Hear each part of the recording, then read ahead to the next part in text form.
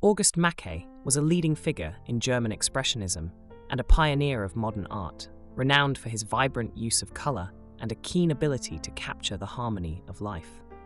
Born on January 3, 1887, in Meschede, Westphalia, Macke's journey as an artist was shaped by a rapidly changing world and the avant-garde movements that flourished at the turn of the 20th century.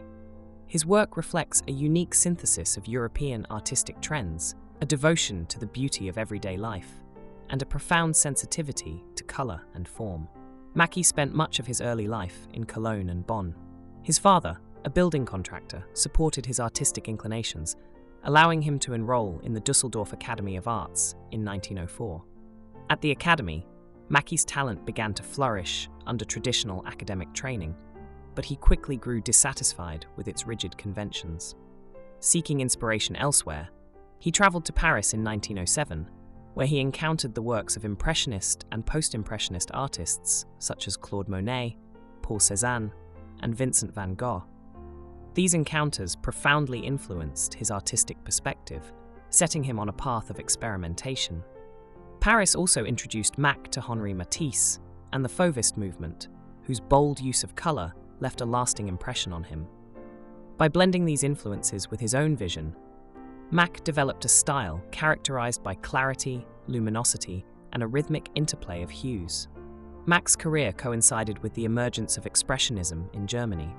During his formative years, he befriended fellow artists such as Franz Marc and Wassily Kandinsky, who shared his passion for breaking artistic conventions. Together, they became central figures in the Blaue Reiter, Blue Rider group, a collective that sought to express spiritual truths through art. Unlike some of his contemporaries, whose works were marked by emotional intensity and dramatic distortion, Macke maintained a distinctive optimism and tranquility. His paintings often depict scenes of leisure, strolls in parks, marketplaces, and café terraces. These idyllic images celebrate the vibrancy of life and humanity's connection to nature.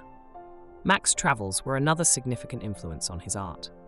In 1910, he visited Italy, where he absorbed the light and architecture of Mediterranean landscapes. A later trip to Tunisia in 1914, alongside Paul Klee and Louis Moilier, was particularly transformative. There, Macke explored new ways to use color and light, experimenting with geometric abstraction and heightened chromatic contrasts. The North African scenery infused his works with a dazzling radiance that marked the culmination of his artistic evolution. In 1909, Macke married Elisabeth Gerhardt, whose presence became a source of inspiration and stability throughout his life. Elizabeth, often portrayed in his paintings, was a central figure in his creative process, embodying his ideals of beauty and harmony. Philosophically, Macke was deeply influenced by the idea that art should serve as a reflection of life's inherent beauty. While the turmoil of his era, marked by rapid industrialization and growing political tensions, was unavoidable, Macke chose to focus on the universal joys of human experience. His art embodies a celebration of life, rejecting despair in favor of light, color, and serenity. Macke's career was tragically cut short by World War I. In 1914, shortly after returning from his transformative journey to Tunisia, he was conscripted into the German army. On September 26, 1914, at the age of 27, he was killed in action on the Western Front. Despite his brief life, Macke's contributions to modern art were profound, leaving an enduring legacy as a master of color and composition.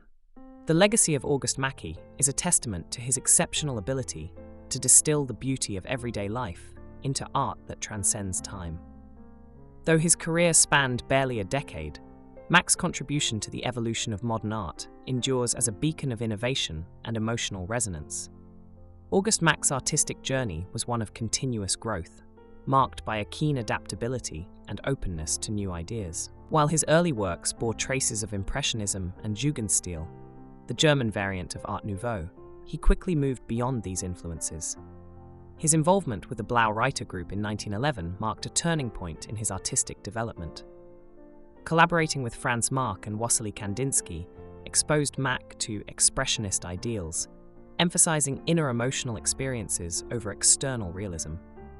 However, Macke approached these ideas in his own distinctive way, balancing abstraction with a celebration of visual harmony. One of Macke's defining qualities was his approach to color. His palette evolved from muted, naturalistic tones to vibrant, expressive hues that captured the interplay of light and shadow.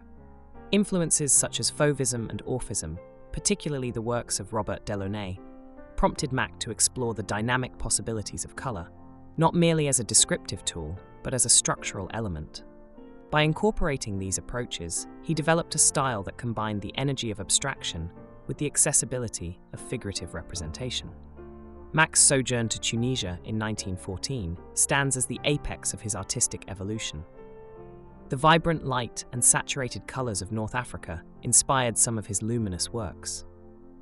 Here, Macke began to integrate geometric elements into his compositions, subtly foreshadowing Cubism. His fascination with the interplay of color and light in these final works hints at an artistic trajectory that was tragically left unrealized. Thematically, Macke's art celebrated the rhythms of modern life. His subjects ranged from bustling urban scenes to tranquil parks and gardens, often populated by elegantly dressed figures engaged in everyday activities. These images are imbued with a sense of timelessness, as though capturing moments suspended in a dreamlike state. Macke's interest in human connection is evident in his compositions. Whether depicting shoppers in a marketplace, families on a stroll, or couples at leisure, he arranged his figures in harmonious clusters, emphasizing unity and interaction. Yet his works often retain a sense of mystery, as many figures are faceless or turned away from the viewer. This ambiguity invites contemplation, allowing the viewer to imagine themselves within the scene. The recurring motif of windows and reflections in Macke's art symbolizes his fascination with the interplay between interior and exterior spaces, reality and perception. These visual devices subtly draw attention to the act of looking itself, reinforcing his belief in art as a bridge between the tangible and the transcendent. Despite his untimely death at 27, August Macke's influence on modern art was profound. His integration of color, light, and form resonated with subsequent generations of artists, particularly within the realms of expressionism and abstraction. Though Macke's contributions are often overshadowed by his more prolific contemporaries, his works stand as exemplars of artistic clarity and humanism. Macke's art also serves as a reminder of the cultural vibrancy of early 20th century Europe, a period of experimentation and innovation cut short by the devastation of World War I. His paintings, filled with optimism and beauty, offer a poignant contrast to the chaos of his era, reflecting a world filled with possibility. Today, August Macke's works are celebrated in major museums and collections around the world. Exhibitions dedicated to his oeuvre continue to draw audiences who are captivated by his luminous vision. In particular, his ability to balance complexity with simplicity and abstraction with representation has cemented his reputation as a master of modern art. Macke's legacy endures not only in his art, but also in the ideals he championed, an unwavering belief in the power of beauty, connection, and the human spirit. His works remain a testament to the potential of art to inspire, uplift, and transcend the limitations of time. Through his vibrant canvases, August Macke continues to speak to us, inviting us to see the world as he did, filled with color, light, and endless possibility.